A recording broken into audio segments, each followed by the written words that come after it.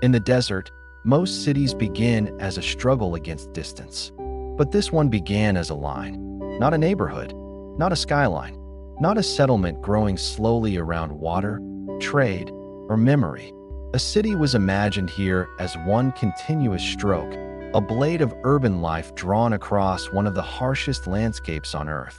It was called the Line, and from the moment it was revealed, it sounded less like a city plan than a challenge to the history of cities themselves. For thousands of years, cities have spread outward. They have followed rivers, ports, hills, walls, markets, and roads. The Line proposed the opposite: compress the city, erase the road, stack life vertically, and make distance almost disappear. Its official vision promised no cars, no streets, and a new kind of urban rhythm powered by technology and design. But every promise made in the desert has to answer to the desert: heat, dust, water, energy, money, time. And the oldest question in architecture: what happens when an idea becomes too large for the ground beneath it? This is not the story of a finished city. It is the story of a future still under trial. To understand the Line, you have to begin with the landscape it tried to conquer. Northwestern Saudi Arabia is not an empty page. It is a terrain of mountains, wadis, coasts, trade routes, tribal memory, and extreme climate. Long before renderings filled the internet, people crossed these lands slowly, reading shade, water, wind, and stone as matters of survival. Traditional settlements in arid places grew carefully. They clustered around water. They made shade. They built thick walls and narrow streets. They did not defeat the climate. They negotiated with it. The Line was announced with a different language, not negotiation, but transformation. The vision described a city 170 kilometers long, only about 200 meters wide, and far taller than ordinary urban blocks. It promised density without sprawl, mobility without private cars, and nature preserved outside the urban footprint. In the language of urban design, it was radical. In the language of cinema, it was unforgettable. A city usually hides its ambition in streets and districts. The Line displayed ambition as a single monumental object. The idea was not simply to build in the desert. It was to redesign the relationship between human life and space. In a conventional city, distance becomes traffic. Traffic becomes pollution. Pollution becomes wasted time. The Line promised a different equation: daily life arranged so that work, home, nature, and services could be reached without the car dominating everything. Yet the more perfect the promise sounded, the larger the questions became. How do you cool a city shaped like a wall in a region of intense heat?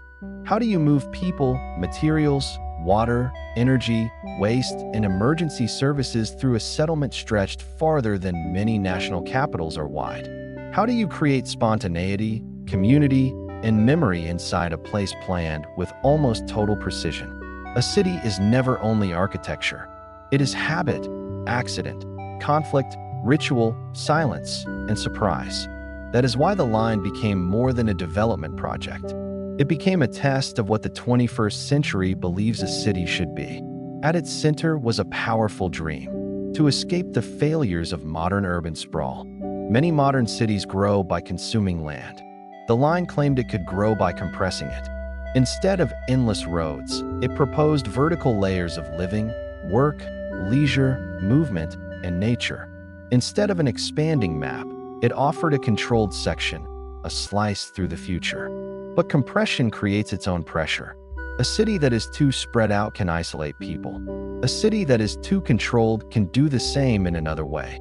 Urban planners have debated whether a line can truly produce the complexity of a living city. Because real cities are not just efficient. They are messy, layered, and often beautifully unpredictable.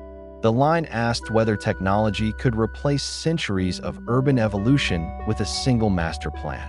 And it asked that question at a scale so vast that even its construction became part of the drama. To build one tower is difficult.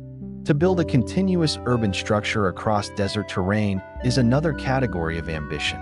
Every kilometer would require foundations, logistics, transport corridors, utilities, climate systems, and materials at extraordinary scale.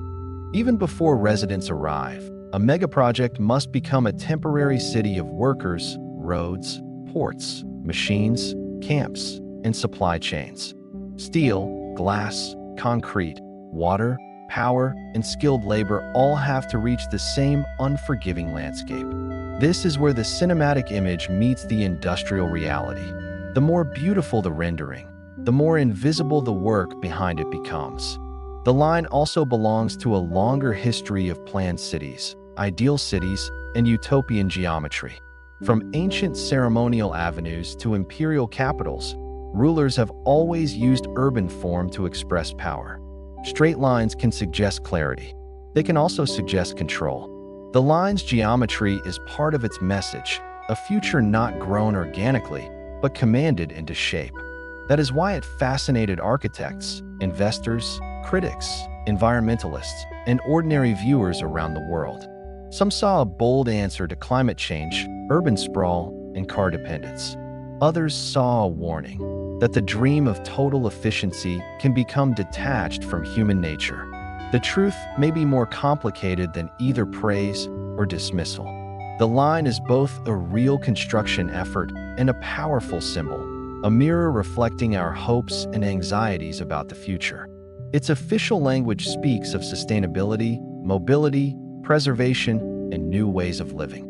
Its critics point to cost, feasibility, environmental impact, displacement concerns, and the difficulty of building community by decree.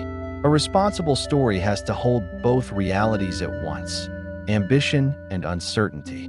Because what remains clear is that the line has already changed the conversation about cities. Even if the final result is smaller, slower, or different from the original vision, the idea has entered architectural history. The desert has seen many visions pass through it: trade, empire, pilgrimage, extraction, and now futurism. Each age leaves a mark. Some marks become cities. Others become ruins.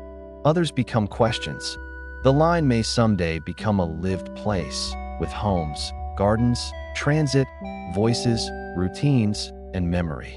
Or it may become a fragment of a larger ambition, a partial monument to a future that changed before it arrived. Either way, it forces us to ask what a city is supposed to protect. Is it designed to protect land from sprawl, people from traffic, and time from waste? Or must a city also protect the imperfect freedoms that make life feel human? In the end, the most mysterious thing about the line is not its shape. It is the belief behind it, that the future can be planned cleanly enough to escape the mistakes of the past. But history rarely moves in straight lines. Cities survive when they adapt, when they absorb failure, when they make room for the unexpected. The desert will test the line in ways no rendering can predict. It will test its climate systems, its economics, its social life, its materials, and its patience. And perhaps that is why this project holds the world's attention. Not because it has already solved the future, but because it reveals how difficult the future is to build.